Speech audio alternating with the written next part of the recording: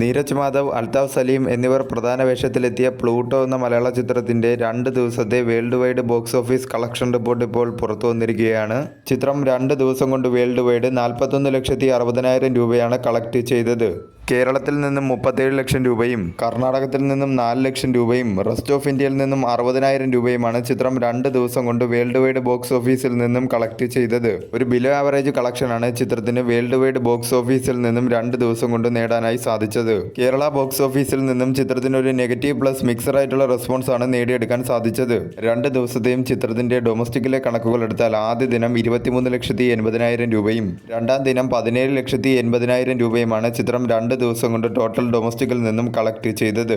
ആദ്യ ദിനത്തെ കളക്ഷനേക്കാൾ 25% കുറവാണ് രണ്ടാം ദിവസത്തെ ചിത്രത്തിന്റെ കളക്ഷൻ. വരും ദിവസങ്ങളിൽ നല്ല രീതിയിലുള്ള ഒരു കളക്ഷൻ ലഭിച്ചാൽ മാത്രമേ ചിത്രത്തിന് തിയേറ്ററിൽ വിജയിക്കാനായി സാധിക്കുകയുള്ളൂ.